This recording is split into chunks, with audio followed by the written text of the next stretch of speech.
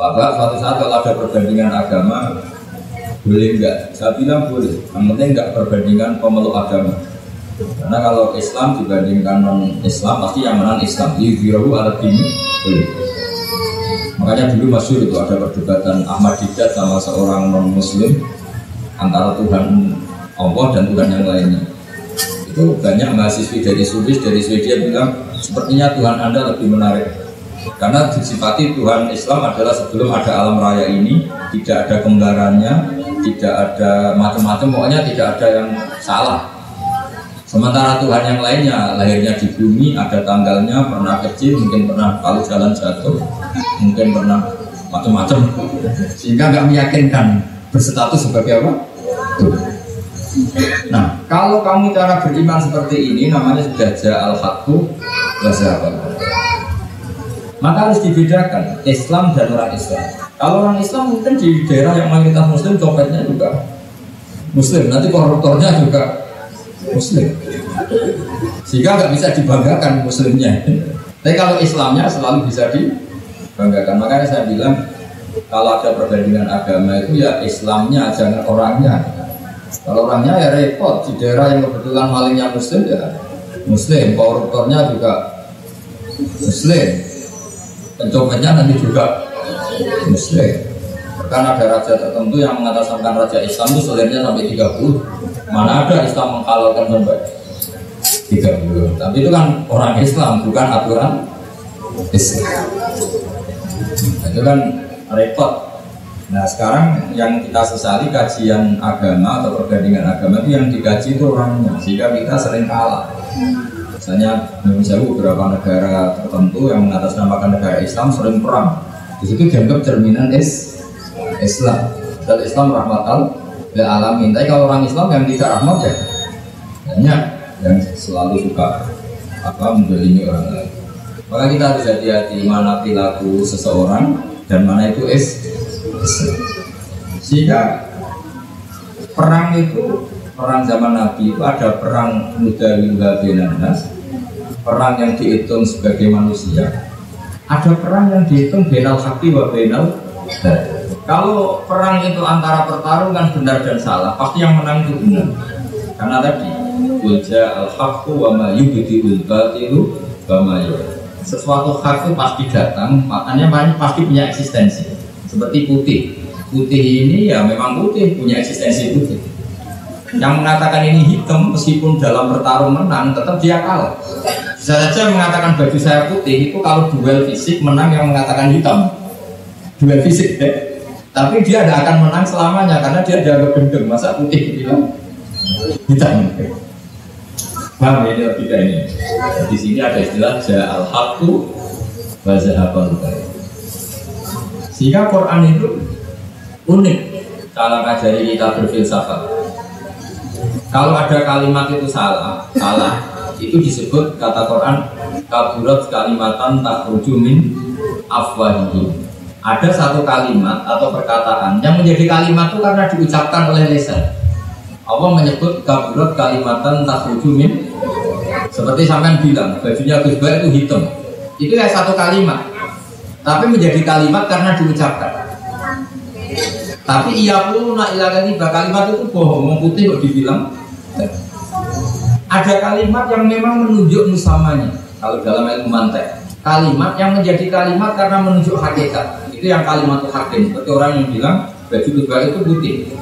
Dia menjadi kalimat karena mengatakan sesuatu yang sesuai kenyataan. Jika kalimat tauhid disebut kalimat haqqin aliyah nahya wa aliyah namut. Itu satu kalimat yang memang hak, memang nyata, memang yang Tuhan itu Allah. Jika mengatakan Tuhan itu Allah adalah kalimat itu haqqin. Tapi yang mengatakan misalnya Fir'aun itu Tuhan itu disebut kalimatul batil, menjadi kalimat karena diucapkan, bukan karena menunjuk hakikat. Paham ya ini ya?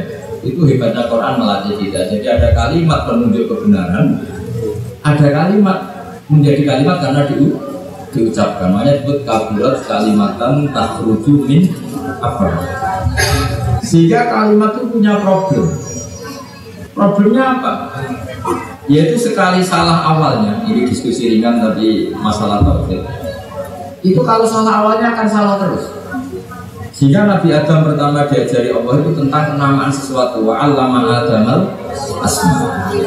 Karena semua kemusyrikan itu dimulai dari salah nama. Ya, dimulai dari misalnya gini, zaman kafir Quraisy atau kafir Arab jahiliyah dulu, zaman itu bilang ini Elata, ini Manat, mana dari kata Manat, ini berhala pemberi, ini Al-Uzza, berhala yang agung. Coba kalau dari awal dibahasakan hakikat. Oh ini batu Ponorogo ya. Pemahatnya Pak Imron dulu dijual ke sini itu kredit. Itu nggak ada sakralnya sama sekali. Karena menjadi sakral atau disakralkan karena India illa asma'un samaitumuha antum wa abakum, karena kamu salah memberi nama maka ini mendapat posisi. Jadi ini dikatakan Al-Manan pemberi, Al-Manat, Al-Uzza. Coba kalau dari awal berhala itu dikatakan apa? Wah ini baju pahatannya siapa ya, harganya berapa? Kalau sudah ada kepikiran menuhan kan? Terus ketahanannya sampai kapan ya kalau sering kena hujan kena panas? Wah itu kan gak keren sama sekali. Tapi gara-gara salah nama, awas udah mau pisau itu alat. Kalau tidak kamu mandikan alat, kalau tidak kamu sembah alat. Terus ada teror-teror ini terus akan-akan ini Tuhan. Maka semua kesalahan manusia itu dimulai dari salah memberi nama. Makanya Mbah Mun itu gak suka kalau ada nama salah itu. Termasuk beliau kritik Wong Jawa nak digawe jenenge ewoh. Ewoh itu kan ribet. Mana dia dari ribet tenang, darahnya apa? Darahnya apa? Ewoh. Ewoh itu makna dari ribet. Makanya ulama dulu itu kalau guyon itu mau lucu-lucunan.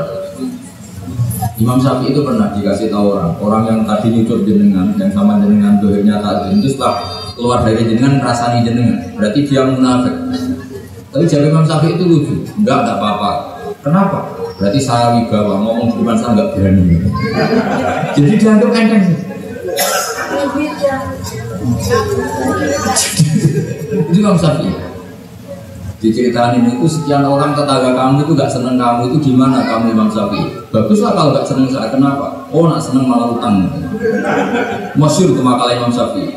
Waman asa ilaika faqat atlaqaka. Orang yang berburuk sama kamu itu artinya membebaskan kamu. Coba orang yang gak seneng kamu pernah gak pinjam mobil? Gak pernah kan? Utang duit? Gak pernah. Justru yang seneng-seneng itu yang kadang-kadang pinjam. Jadi Imam Syafi'i itu nanggapi dunia itu enteng saja. Karena dia tahu bahasa yang benar itu tahu. Jadi enteng ulama dulu itu kan. Ada seorang ulama dulu dia kaya, temannya banyak, ketika miskin jadi tukang panggul pasar, temannya tidak ada yang lain ke situ. Diprovokasi sama temannya, sudah kamu miskin, nggak ada yang bingung, berarti kamu dilupakan teman-teman kamu. Jawabnya, baguslah kalau teman saya lupa saya. Kenapa? Kalau mereka ingat terus melihat saya jadi tukang panggul pasar, betapa malunya saya. Baguslah kalau lupa, jadi miskin saya nggak jadi tontonan. Jadi ulama dulu itu segampang itu. Karena ilmunya banyak, jadi kita melihat fakta itu gampang. Ada pembantunya Abu Yazid Al-Bustami itu dikasih uang kira-kira mungkin ya 20 real itu, suruh beli daging, ternyata dagingnya harganya 50 real. Ini nggak cukup, daging naik mahal, maka uang ini nggak cukup. Jawabnya Abu Qasim Al-Junaidi, Abu Yazid, artisu hubistati, artisu hubistati, ya bikin murah saja. Loh, 20 aja nggak cukup, oh dibikin murah. Yang menjadi mahal karena kamu ingin beli. Kalau nggak ingin beli kan tidak mahal. Ya sudah, nggak usah beli. Jadi ulama dulu itu enteng kan. Makanya banyak ulama dulu itu punya istri cerewet, judes tetap jadi wali. Karena kalau istrinya judes itu katanya dia, wah ini tambang pahala. Karena mensabari orang judes itu ibadah. Maka bilang istrinya, monggo teruskan. Nah selama ini kan enggak, kalau istri kita judes kita bilang, oh ini kita laki kok dimarahin istri, harga diri kita gimana? Itu berpikir yang salah. Ini tambang pahala. Tambang apa? Dan kalau judes itu bagus. Kalau rukun malah minta belanja, malah mahal. Coba kalau sedang mesra itu mintanya istri apa? Belanja kan? Marah, murah mana? Pas marah sama pas rukun. Biayanya itu murah mana? Pas menengan sama pas harmonis. Mahal mana? Mahal pasar mau nih. Maka anggap saja gitu. Pas nemenan alhamdulillah ini cedek. Meskipun dimarahi terus lama-lama jantungnya mati. Jadi mau saya cerita, jadi ulama dulu itu gampang. Karena sekali sesuatu itu salah nama, itu bahaya. Makanya pertama Nabi Adam diajari wa allama adamal asma. Maka alhamdulillah kita dari awal mengatakan bumi ini makhluk diciptakan, manusia juga makhluk diciptakan. Sehingga status kita, andaikan kita dari awal mengatakan Fir'aun makhluk, Nabi Isa juga makhluk, mungkin nggak menuhankan orang yang berstatus makhluk. Tapi kita kadang nggak mengatakan manusia itu manusia super, yang seakan-akan hidupnya nggak butuh orang.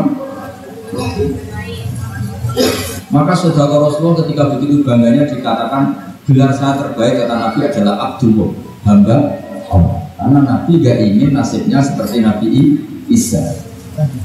Justru dengan gelar Abdullah itu Nabi gak akan dituduhan karena berstatus Abdul dan berstatus.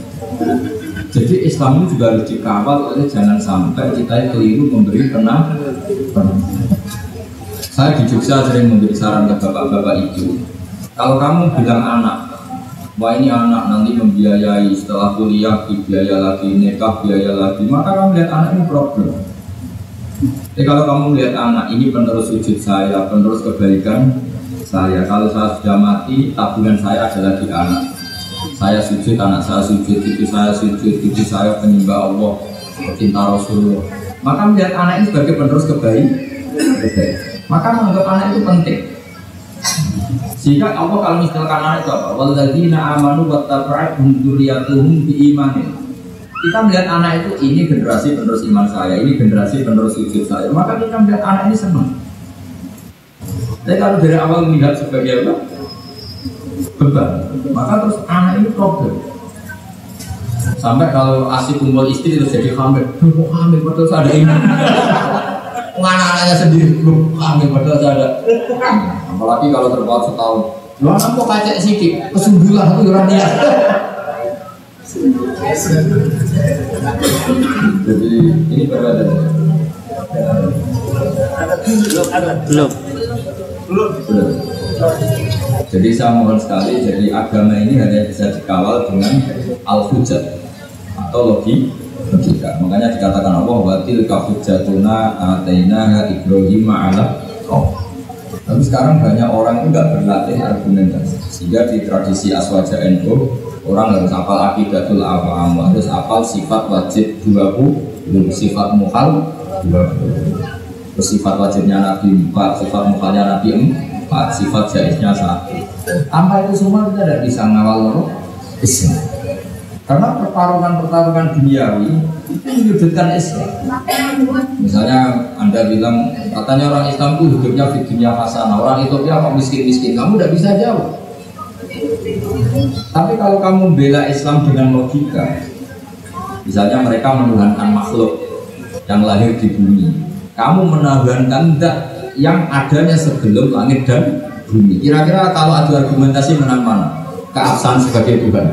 Tentu lebih logis yang ada sebelum langit dan bumi, yang layak berstatus sebagai Tuhan. Nah itu yang harus mengawal Islam itu. Di kaum ya'qilun, di kaum yatafak. Sehingga dulu Nabi itu kalau menerangkan tauhid itu gampang sekali. Saya berkali-kali cerita kalau ngaji, dulu orang kafir jahiliyah itu Tuhannya banyak, karena problemnya banyak. Sehingga ketika Nabi mengajarkan satu konsep Tuhan satu atau tauhid, itu mereka bilang gini, aja'alal alihata ilaha wahida inna hadza lasyai'un ujar. Masa urusan banyak kok Tuhannya satu, ini aneh. Makanya mereka bilang apa? Aja'alal alihata ilaha wahida. Masa Tuhan yang banyak menjadi satu, ini aneh. Problem kita banyak, kasus kita banyak. Harusnya Tuhannya juga. Terus Nabi secara santai menerangkan, kalau kamu jadi pembantu atau jadi budak, terus punya majikan banyak, perintahnya beda-beda, kamu pusing enggak? Wah ya pusing Muhammad, mendingan majikan satu. Terus Nabi bilang, inna rabbakum sayyidukum, Tuhan kamu adalah majikan kamu. Kalau Tuhannya banyak, merintahkan semua pusing. Ya sudah mat, Tuhannya satu saja. Jadi yang dimaksud doroballahu mathalan rajulan fi syuraka'u mutasyakisuna wa rajulan salamal lirrajul halastawiyani masalah. Alhamdulillah Allah membuat satu perumpamaan, ada orang punya majikan banyak yang perintahnya beda dengan orang yang hanya mengabdi satu majikan. Kira-kira kamu milih mana? Milih yang satu. Terus ketika mereka menuhankan berhala itu, Nabi pilih contoh itu sederhana sekali. Doroballahu mathalan abdan mamlukan. Allah memberi satu perumpamaan begini. Nabi itu pidato begini. Andaikan ada budak yang buta, sudah buta tuli, kamu mau nggak tak kasih pembantu yang seperti itu? Wah ya nggak mau Muhammad, pembantu kok malah merepotin. Berarti itu nggak sah jadi pembantu, nggak sah. Kalau jadi pembantu saja nggak sah kok jadi Tuhan. Yaitu berhala itu kalau potong tangannya terputus ya dibangun lagi. Kalau kotor gimana? Jika itu kan Tuhan kok merepotin. Jadi ada, makanya disebut motor bawa masalah rojul ini. Cuma abukam itu nggak bisa ngomong. Layak odiru ala syai'in, melakukan apa saja nggak bisa. Wahwa kalun ala maula, adanya hanya mereka. Jadi Nabi bikin satu logika. Kamu mau nggak punya pembantu yang buta, yang bisu, yang tidak bisa melakukan apa? Wahwa kalun ala maula, yang adanya hanya mereka. Mereka jawab nggak mau Muhammad. Nah sekarang Tuhan kamu yang kamu sembah itu Lata Uzza, itu kan merepotkan. Kalau kotor kamu mandikan, kalau ada yang potong terputus kamu tata lagi. Itu logika. Sehingga terus orang kafir Mekah itu iman itu dengan logika. Jadi yang dimaksud lam yakunil ladzina kafaru min ahli kitabi wal musyrikina munfaqina hatta ta'tiyahumul bayyinah. Orang musyrik selalu dengan logika kaum musyrikatan. Sehingga datanglah al-bayyinah, logika yang begitu jelas. Itu siapa? Rasulun minallah yatlu suhufan mutahharah. Nah sekarang makanya saya minta sama PCNU, sama lembaga-lembaga aswaja NU, jangan pernah melupakan kajian tauhid, kitab-kitab yang diajarkan guru-guru kita, yaitu misalnya kitab Aqidatul Awam, karena ini yang mengawal Islam. Saya pernah di PCI NU Korea, itu mereka tauhidnya mantap, melihat ateis itu kayak melihat kebodohan. Orang pada punya tuh, dan ceritanya aneh-aneh. Itu kalau ada majikannya yang baik, anak-anak NU yang di sana kerja itu minta fasilitas sholat. Itu ditanya sama orang ateis, minta dibeli berhala enggak? Karena aneh. Ada yang sholat itu dilihat dari atas tinggi. Orang Islam pak aneh sholat kok enggak ada yang disembah. Yang lucu lagi saya punya teman setengah kaya karena pegawai Garuda itu pas waktu asar sholat di mall. Sholat di mall. Itu security-nya ada polisi. Di sini ada ritual teroris, tolong kita. Jadi kalau bilang sholat itu ritual teroris. Jaga muqaddimah. Jadi sholat jaga muqaddimah sebelum ngebom. Coba. Tapi mereka bersemangat menghidupkan Islam. Saya pernah di BCN itu. Karena apa? Logika zaman dia kecil bahwa Tuhan itu harus wujud dan harus dan Tuhan itu begini-begini. Gak mungkin alam raya yang wujud ini diciptakan oleh sesuatu yang tidak wujud. Bahwa ateis itu kan super tidak masuk akal. Masa alam raya ini diciptakan oleh ketiadaan? Coba kalau kamu logika, hadhil maujudat khalaqahal adam, sesuatu yang wujud ini penciptanya adalah ketiadaan. Ini kan stres semua untuk santri kamu. Ini ajaran apa? Tapi kalau Islam kan mengajarkan hadhil maujudat khalaqaha wajibul wujud. Wujud ini diciptakan oleh zat yang super wujud. Kan enak di akal itu. Nah kalau sudah enak begitu disebut wajadah halawatal iman. Kamu menemukan nikmatnya iman. Itu yang disebut al-iltidzat al-aqli, kenyamanan cara dan itu hebatnya NU. Makanya NU itu dulu Wali Songo itu mengajarkan itu tidak menguasai negara dulu, tapi menguasai logika. Kalau negara itu bentukan kemudian. Makanya sebelum ada negara Indonesia, Islam sudah mayoritas karena fa'inal uqula mutarratun ila qawlil haq. Yang namanya akal pasti terpaksa menerima kebenaran. Makanya itu hikmahnya kenapa PDNU tidak menjadi ekstremis, tidak menjadi Islam yang keras radikal. Agama itu mudah diterima karena kebenaran itu mudah diterima. terima, nggak usah dipaksa. Karena la ikraha fiddin. Kenapa la ikraha? Qad tabayyana rusdu minal ghayy. Mana benar, mana salah pasti jelas. Ya, saya kira demikian. Assalamualaikum warahmatullahi wabarakatuh. Bismillahirrahmanirrahim. Assalamualaikum warahmatullahi wabarakatuh. Terima kasih atas kesempatan yang diberikan kepada saya untuk bertanya. Yang pertama, pertanyaan saya adalah titipan ibu-ibu ya. Titipan ibu-ibu katanya begini, boleh nggak nanti ibu-ibu berfoto bersama dengan ustaznya? Kalau seperti Anda, itu pertanyaan pertama. Pertanyaan yang keduanya adalah, bolehkah saya meminta Gus Daha menceritakan, karena sebagian besar di sini adalah ibu-ibu, menceritakan tentang seorang perempuan yang sangat cantik yang mengundang Allah dalam surat Al-Mujadalah atau Al-Mujadilah.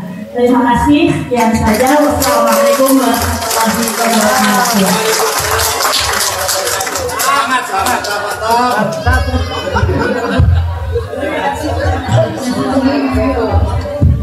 Ya kalau foto itu kan, ini kan bareng-bareng, insya Allah udah jadi fitnah. Nanti ini ada Mas Ako, ada Pak Imron, aman ya Pak. Nah kalau cerita surat Mujadilah itu sering saya ceritakan. Memang Mujadilah itu beberapa ulama bacanya Mujadilah, perempuan yang mendebat Tuhan.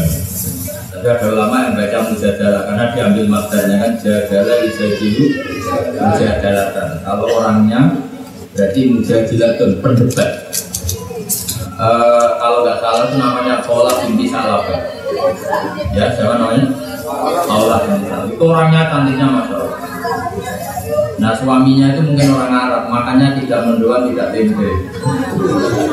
Jadi mungkin dia habis haid, terus suci dia sholat. Karena ini cantik, yang melihat apa? Pokoknya di bahasa Arab itu al-yataha, itu apa? Gak tahu saya semuanya itu. Maka jabat bu al-yataha. Apa kalau bahasa Arab, bahasa Indonesia-nya?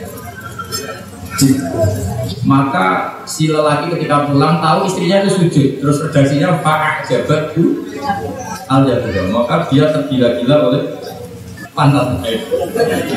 Karena cantik, kalau nggak cantik mungkin nggak tertiru. Walhasil datang dari kantor, dari kerja langsung minta dilayani. Karena perempuan tadi agak risih karena baru suci, baru sholat kok diajak gitu nggak mau karena tadi kalau orang Indonesia nggak mungkin. Orang Indonesia itu kan makanya tempe mendoan, terus bukan sama istri menyangkut BPKB digadekan, jadi sahabatnya itu hilang. Karena kebanyakan rembukan tentang problem. Jadi tahu tagihan listrik, tagihan air, tagihan motor, kredit. Jadi makanya Indonesia itu negara yang jarang banyak pemerkosaan karena barokahnya banyak masalah ini sahabatnya agak satu.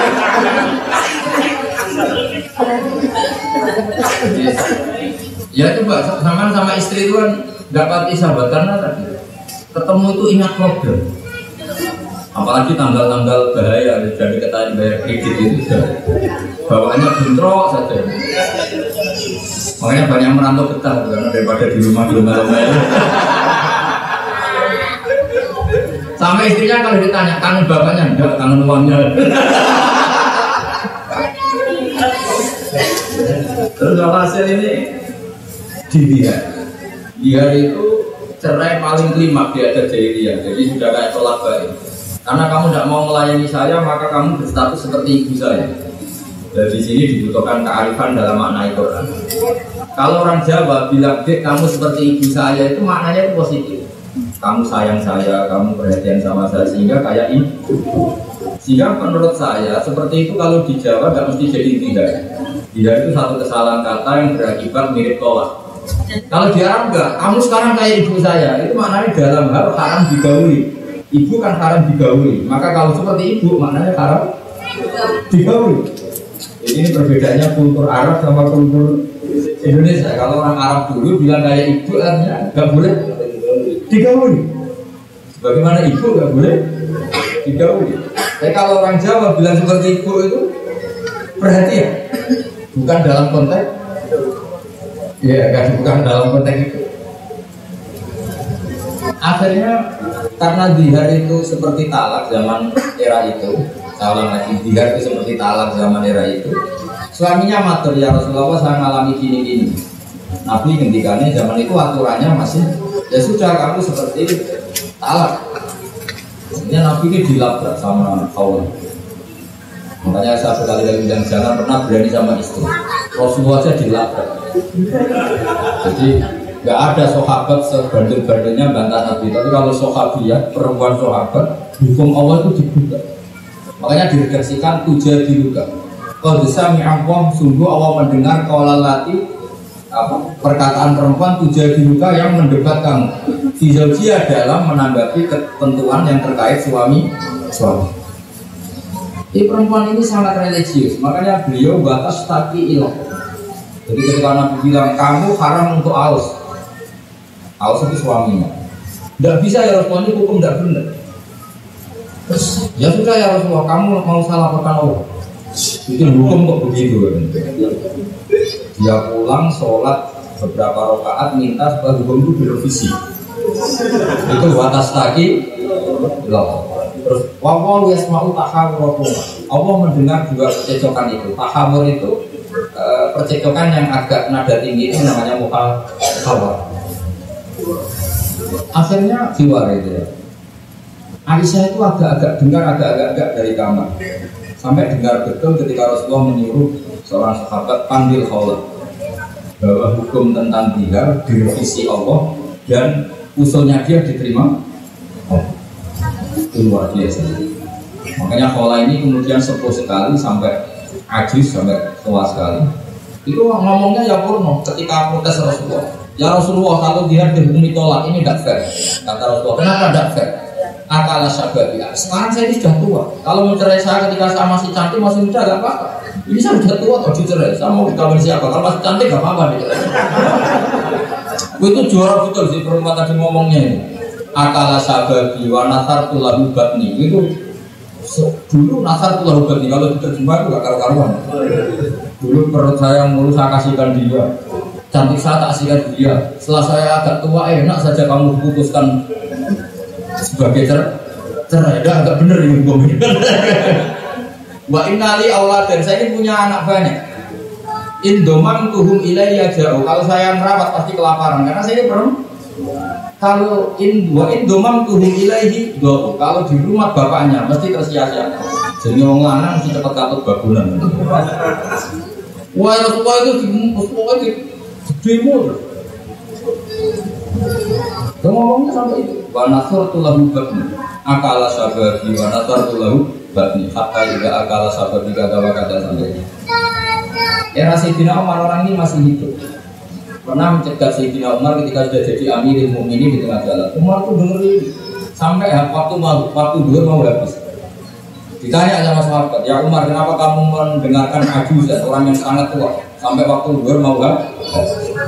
Kata Sayyidina Umar, atadri manil mar'ah, kamu tahu perempuan ini siapa? Dia mar'atun sing sami'a wa min fawqis sam'i samawat. Allah aja mendengar dari 7 langit. Apalagi Umar.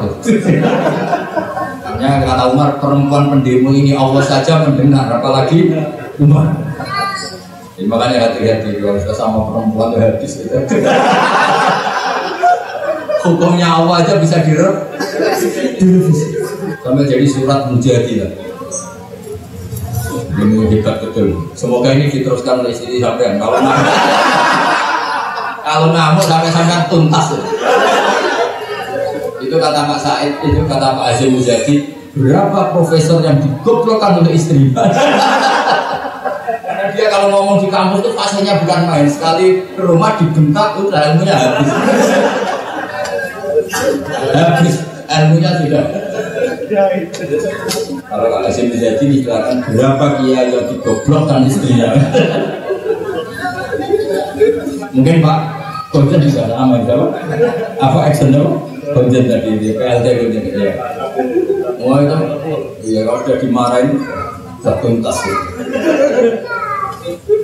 Pokoknya masuk ya gunanya Mas saya takut. Saya nggak ada yang takut. Kalau takut istri boleh lah. Itu mesti pengecualian. Karena apa itu sampai Quran aja nanti belum ada hukum direvisi. Kayak cerita surat apa? Kalau mati-matian udah demo semua. Ya karena apa ya? Sayyidina Umar juga pernah demo perempuan, tapi yang ngalah. Umar itu bikin satu proporsi. Kalau mahar perempuan termahal itu sekian, nggak boleh melewati mahar yang diberikan Sayyidina Ali pada Sayyidah Fatimah. Karena kata Sayyidina Umar, kita secara adab, secara tata krama nggak mungkin melangkahi mahar yang diberikan Rasulullah atau Sayyidina Ali kepada keluarganya. Akhirnya ada perempuan langsung bikin, ya Umar, laisa dzalika laka ya Amirul Mukminin. Gak boleh kamu ngatur-ngatur jumlah mahar. Kalau yang ingin memberi banyak ya boleh, itu udah wilayah kamu. Padahal tujuannya Umar supaya lelaki itu gampang nikah karena maharnya gak terlalu apa? Mahal. Dan yang dipakai ukuran tertinggi adalah maharnya Rasulullah dan Sayyidina. Apa dalil kamu kata Umar? Wa ataitu ihdahunna kintoron. Kintoron itu dan kamu telah memberi perempuan kintoron, satu harga yang tidak ternik. Allah saja tidak batasi kok kamu batasi. Akhirnya Umar pidato lagi nggak jadi.